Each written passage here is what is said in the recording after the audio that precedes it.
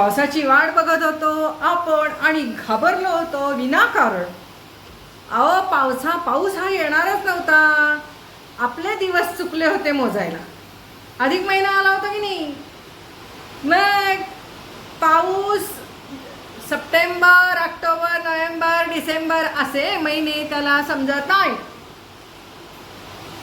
त्याला काय समजते मराठी महिना. अधिक महिना आला होता, आठवतंय का. मग तेवढं पुढे जाणारच की पाऊस. आम्हालाच धीर धरवत नव्हता. पाऊस पडणार की नाही, पाऊस पडणार की नाही, पाऊस पडणार. पडणार आहे, शांत रहा.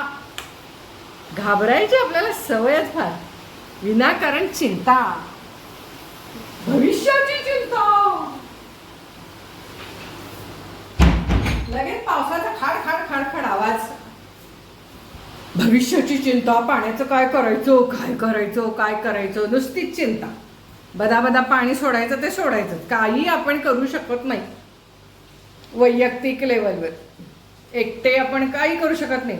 तुम्ही म्हणणार एकट्या माणसांनी केल्यावर मग सगळी लोक करणार आणि मग ते काही नाही करू शकत आपण. आपल्या मनाला समाधान म्हणून आपण चांगलं वागायचं, पाणी कमी वापरायचं. पण जग हे नुसतं पाणी पाणी पाणी करत पाण्याचा नासाडी करतच जगतात, होय की नाही. तर आता पाऊस पडणार आहे, पडत आहे, टेन्शन घेऊ नका. खरी चिंता शेतकऱ्याला. आपल्याला काय, शेतकऱ्याचं आयुष्य खरंच. पाऊस जास्त पडला तरी त्रास. आम्हाला साध्या एका कुंडीला पाणी घालून ती जगवता येत नाही. त्यानं कसं एवढं शेत जगवायचं पाऊस नाही पडला तर. वेळेला पाऊस पडत नाही, उगवत नाही, बियाणं चांगलं नाही. ते पिक्चर निघालंय ना आता, ते देऊळ बंद 2, त्यावरच तर आहे. पण तुम्हाला एक सांगू का, त्यामध्ये एखादी गोष्ट वारंवार वारंवार वारंवार आपल्या कानावर पडली की मग ते काय होतं म्हणजे काय म्हणतात ना, चघळून चघळून चघळून तसं ते. तो एक शब्द शेतकऱ्यांची आत्महत्या आत्महत्या आत्महत्या आत्महत्या हा एकच शब्द त्याच्यामध्ये.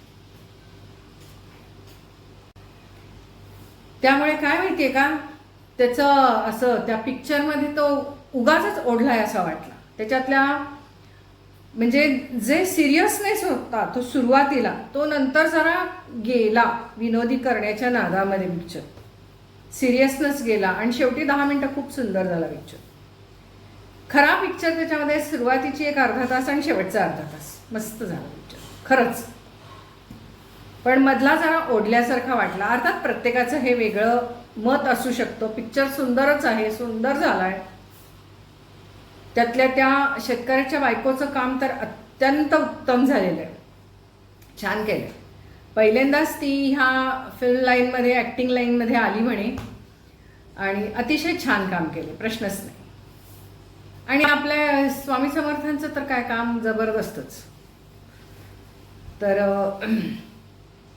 मी काय सांगत होते, हां तुम्हाला एक सांगू का, अलीकडच्या काळामध्ये असं आता आपण मोटिवेशनल बोलतो किंवा आपण गप्पा मारतो, चर्चा करतो, तेव्हा असं आपल्याला वाटतं की आपण आजकाल आउटडेटेड होत चाललेलो आहोत का.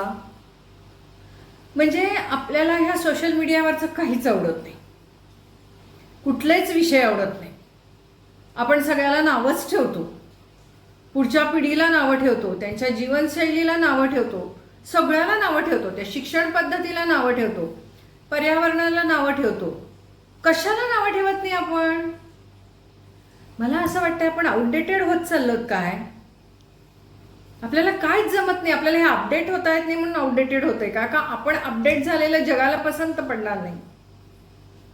जगामध्ये आपण त्याच्याशी समरूप होऊ शकणार नाही. त्यामुळे मग आपण अपडेटही होऊ शकत नाही.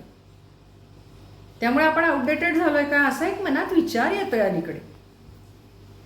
कारण कसं झालं की आता वयोमानानुसार की नाही आपले बरेचसे आयुष्यातले अनुभव घेऊन झालेले. एक कसं असतं की सुरुवातीला शिक्षण, बालपण असतं, मग शिक्षण असतं, मग तरुणपण असतं, कॉलेज असतं, मग त्याच्यानंतर नोकरी, लग्न, मुलं, मुलांचं शिक्षण, संसार, नाती गोती, कर्तव्य, जबाबदाऱ्या, मुलांचं लग्न, आपलंही करिअर, त्यानंतर रिटायरमेंट, आणि मग त्याच्यानंतर आपल्याला एक असा प्रचंड रिकामपण येतं. आपल्याला करण्यासारखं आपल्यासमोर काहीच नसतं, काहीच नाही आपल्यासमोर करण्यासारखं. कुठलं ध्येय नाही, काही नाही, काही नाही. मिळालेला पैसा पुरेसा असतो. पूर्वी कसं पैसा मिळवण्यासाठी धडपड धडपड धडपड, नाव कमवण्यासाठी धडपड धडपड धडपड, समोरच्या व्यक्तीच्या वरती कुरघोडी करण्यासाठी धडपड धडपड धडपड, सगळ्यात आपणच बेस्ट असलं पाहिजे सगळ्यात, यासाठी सगळी धडपड, चडपड चडपड. ती अचानक साठीनंतर सगळं शांत होऊन जातं.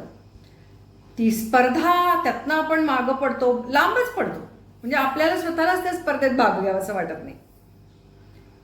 पैशाच्या स्पर्धेत भाग घ्यावासा वाटत नाही. नातेवाईकांनी मला छान म्हणावं, शेजारच्या पाजारच्याने छान म्हणावं, लोकांनी छान म्हणावं, असं काही वाटत नाही.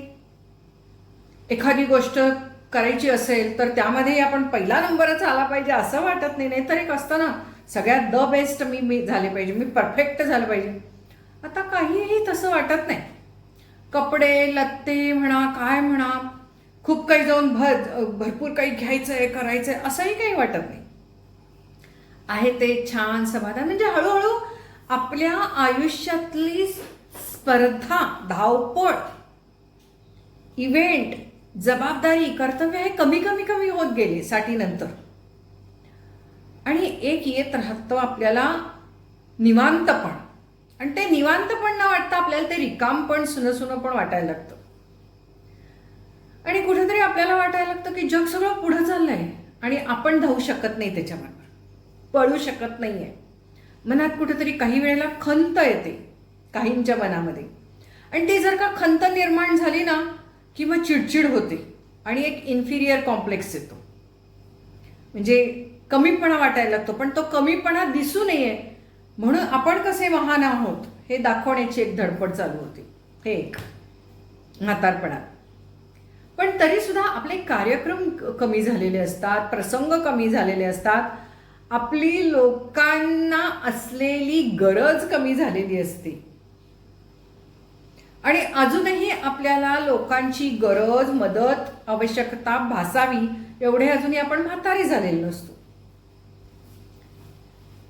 आपल्या सोबतची, आपल्या बरोबरची, त्यांचीही हीच अवस्था असते. नवनवीन विषय, नवनवीन गप्पांना हे आपण सगळे शिळोपाच्या गप्पा मारत असतो. नवनवीन काही करण्याची आपली उमेदही कमी होते. काय करायचं नवीन करून, फायदा काय, गरज काय, असं वाटायला लागतं. आणि नवीन नवीन वस्तू घ्याव्यात वगैरे हे सुद्धा आपलं कमी कमी व्हायला लागतं. फक्त छान राहावं, मस्त राहावं असं वाटायला लागतं. आणि मग कुठेतरी आपले विचार, आपल्या अनुभवांच्यामुळे आपल्याला असं वाटतं ह्याची काय गरज, त्याची काय गरज, या सामानाची काय गरज, त्या सामानाची काय गरज, इकडे कशाला जायला पाहिजे, तिकडे कशाला जायला पाहिजे, गेलंच पाहिजे का एखाद्या कार्यक्रमाला, धडपड करून, त्रास करून घेऊन, का पुढच्या पिढीला पाठवून द्यावं, आपण कशाला जायला पाहिजे, तब्येतीला जपायला पाहिजे ना. कुठे गावाला जायचं म्हणजे, कुठल्या लग्नामध्ये वगैरे गेलं तर तुम्हाला सांगते, अक्षरशः कार्यक्रमांमध्ये गेलं तर तिथलं जेवण आता नको वाटतं. पूर्वी जे जेवण आपण, आणि तेच आपल्या पुढची पिढी ती जेवण आवडीनं जेवत असते. आणि आपल्याला मात्र ते नकोच, ते घरी जाऊन दूध भात खाल्लेला परवडला असं वाटायला लागतं.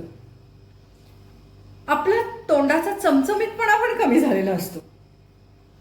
आणि एखाद्या हॉटेलमध्ये पूर्वी कसं वाटत असतं, हॉटेलमध्ये जावं, मजा करावी, महिन्यातनं एकदा तरी हॉटेलिंग केलं पाहिजे, ट्रिप्स केल्या पाहिजेत, असं वगैरे सगळं वाटायचं पूर्वी. आता काही वाटत नाही. कुठे ते ट्रिप सकाळपासून संध्याकाळपर्यंत जायचं दगदगच होती, असंही व्हायला लागलेलं आहे. जेवायला जायचं हॉटेलमध्ये वगैरे तर तिथला एकही पदार्थ आवडत नाही. तेच पुढची पिढी मात्र अगदी चवीचवीनी खात असते. आणि आपण मात्र कुठेतरी तोंड वाकडी करत कसं तरी आपलं खात असतो. घरी येऊन फ्रूट खाऊन दूध वगैरे पिऊन चहा कॉफी पिऊन परत आपण तरतरीत होतो. पण आपल्याला ते हॉटेलचंही जेवण आवडत नाही. एवढंच नाही तर आपल्याला बाहेरच्या ह्या किमती पण हल्ली नको वाटतात. मॉलमध्ये गेलं की असं वाटतं ह्याची एवढी किंमत, हॉटेलमध्ये गेलं जे कुठं खायला गेलं असं वाटतं ह्याची एवढी किंमत. आणि तेच ती किंमत पुढची पिढी इतर लोक अगदी आनंदाने देऊन एन्जॉय करत असतात. ह्या सगळ्या गोष्टीमध्ये आपण एन्जॉयच करू शकत नाही. बरं, जर का आपली किरकिर करण्याची, कुरबुर करण्याची, तक्रार करण्याची सवय असेल तर पुढच्या वेळेला आपल्याला त्यांच्यासोबत नेणारच नाही. म्हणतील नको तुम्ही घरीच बसा. म्हणजे तेच चूक, म्हणजे ती कुरबुर करायची, तक्रार करायची पण पंचायत, पण करायची तर इच्छा असते. मग मैत्रिणींच्या मध्ये बसून ती तक्रार करायची, मला काय हे आवडलं नाही, ते आवडलं नाही म्हणायचं. आणि मग हळूहळू आपण बरेच सारे प्रसंग, सोशल प्रसंग आपण टाळायला लागतो. आपल्या घरातले प्रसंग टाळायला लागतो, बाहेर गावाला जायचे प्रसंग टाळायला लागतो, नातेवाईकांच्या सोबतचे प्रसंग टाळायला लागतो. म्हणजे इव्हेंट्स, कार्यक्रम, फंक्शन्स टाळायला लागतो.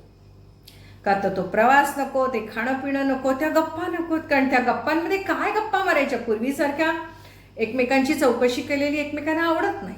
म्हणजे पूर्वीच्या गप्पा, हल्ली गप्पांचे विषय बदलले. हल्ली आपल्याला हल्लीच्या लोकांप्रमाणे गप्पा मारता येत नाहीत. अशा या सगळ्या गमती जमती झालेल्या आहेत. मग त्यामुळे असं वाटतं की आपण आउटडेटेड झालो का, म्हणजे आता आपण मरायला मोकळे, जगायची आपली लायकी नाही का आता अलीकडच्या जगामध्ये, असं एक वाटायला लागतं. मग तुम्हाला सांगते, मलाही हे सगळं, मी खरं तर इतकं ॲक्टिव्ह आहे सगळं आहे, पण मलाही काही वेळेला असं वाटतं की आपले विचार आउटडेटेड झालेत बहुतेक. आपलं राहणीमान आउटडेटेड झालंय, आपलं घर आउटडेटेड झालंय. आपल्याला नवनवीन गाड्या नकोशा वाटतात. आपल्याला कुठली गाडी हवी अशी वाटते, छोटी, जी समजा 4 व्हीलर असली तरी ती छोटी बरी वाटते. 2 व्हीलर हलकी असं ती अशी वाटते, मोठी नको वाटते हो. जड गाड्या नको वाटतात. मग असं वाटतं काय आपण आउटडेटेड झालो काय, म्हणजे ओल्ड फॅशन्ड झालो काय. नाही, आपण ओल्ड फॅशन्ड झालेलं नाही बरं का. आपण थोडे अनुभवानी मॅच्युअर झालेलो. एक समाधान आपल्याला आलेलं आहे. आयुष्यातल्या सगळ्या गोष्टी आपल्या अचीव करून झालेल्या आहेत किंवा अनुभवून झालेल्या आहेत, त्याचे परिणाम बघून झालेले आहेत. आणि त्यामुळे कुठेतरी आपल्या मनाला माहिती आहे की हे असं झाल्यावर असं होणार आहे, हे असं झाल्यावर असं होणार आहे. म्हणजे आपण जे एखाद्या वेळेला एखाद्या गोष्टीमध्ये पॅनिक होत होतो, पाहुणे येणार म्हटलं की पॅनिक, अरे बापरे हे करायचं ते करायचं. आता पॅनिक काही नाही. पूर्वी कसं खूप सारं काही करावं लागायचं पाहुणे आले की, आता काही नाही. एक चहा म्हटला तरी ते म्हणतात आम्ही चहा पित नाही, पाणी प्यान जावा. त्यांनी पाणी सोबत बरोबर आणलेलं असते. म्हणजे सगळेच जण बाहेर खायला जायचो. म्हणजे सगळ्या या गोष्टी अशा झाल्यामुळे काय झालेलं आहे, आपल्याला माहिती आहे की प्रत्येक गोष्टीचा, प्रत्येक प्रसंगाचा, घटनेचा निर्णय काय असणार आहे किंवा परिणाम काय असणार आहे हे आपल्याला आपल्या वयोमानानुसार माहीत आहे. आजूबाजूच्या परिस्थिती बघून आपल्याला माहीत आहे. लोकांचे अनुभव बघून आपल्याला सगळ्या गोष्टी माहीत झालेल्या आहेत. त्यामुळे सुख आणि दुःख या सगळ्याच्याकडे एका शांत नजरेने, निरपेक्ष नजरेने किंवा त्रयस्थ भावानी बघायची आपल्यात एक हळूहळू ताकद निर्माण व्हायला लागलेली आहे. आणि त्यामुळे आपण जे एक्साईट होतो ते एक्साइटमेंट आता आपल्याला कशाचीच नाही आहे. ना आनंदाची, खूप सारा आनंद आपल्याला होऊन आपण असं हा मस्त मस्त मस्त होत नाही, किंवा दुःख होऊन खूप नाराज किंवा दुःखी कष्टी होत नाही. सगळ्यात आता आपलं बॅलन्स्ड झालेलं आहे आयुष्य. भावना सुद्धा बॅलन्स्ड असतात. आणि हे असं होणं आवश्यक आहे. 60 नंतर या सगळ्या गोष्टी होणं आवश्यक आहे. तरच तुम्ही संसारात राहून सुद्धा संसारापासून थोडेसे मुक्त व्हायला लागतात. मोक्ष म्हणजे काय, हाच की संसारातला मोक्ष. काय मेल्यावरच मोक्ष मिळतो असं आहे काय? संसारात सुद्धा जरा जरा सर्व गोष्टींच्या पासून मुक्ती. समजा घरामध्ये काहीतरी आपल्या मनाविरुद्ध गोष्ट घडलेली आहे, तर आपल्याला माहीत असतं हे असं होतच असतं, हे असं झाल्यावर असं होणार आहे. मग आपण त्याच्याकडे तटस्थ दृष्टीने बघायला लागतो आणि आपली प्रतिक्रिया सुद्धा तटस्थ येते. काही वेळेला आपल्या सुनांची मुलांची प्रतिक्रिया वेगळी असते, आपली प्रतिक्रिया शांत असते. पण तेच आपण जेव्हा आई असतो तेव्हा आपण समजा मुलांनी आपल्या वेडवाकडं काही केलं तर मग आपल्याला असं वाटत असतं हे असं मुलांनी केलं नाही पाहिजे, तसं नाही केलं पाहिजे. आपण तेव्हा इरिटेट होत होतं, राग यायचा, चीड यायची, धपाटे घालायचो आपण.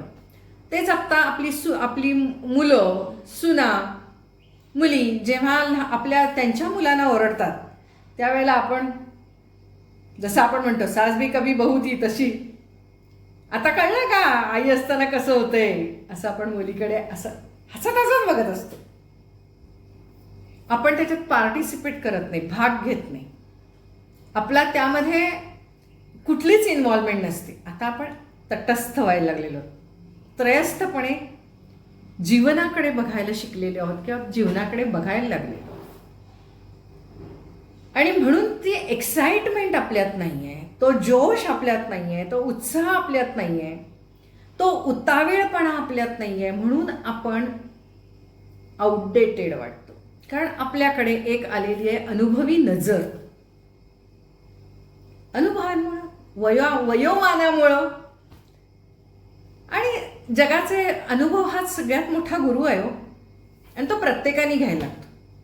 पुढच्याच ठेच मागचा शहाणा असं कधी होत नाही, आपल्याला ती ठेचच लागावी लागते.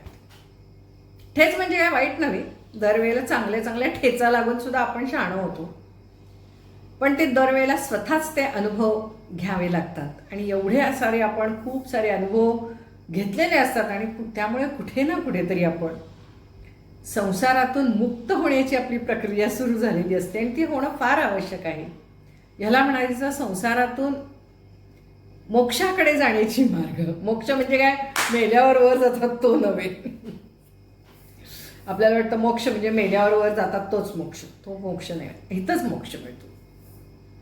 त्यामुळे आपल्याला असं वाटतं की आपल्याला ह्या जगामध्ये वगैरे असं काहीच हॅपनिंग वाटत नाही.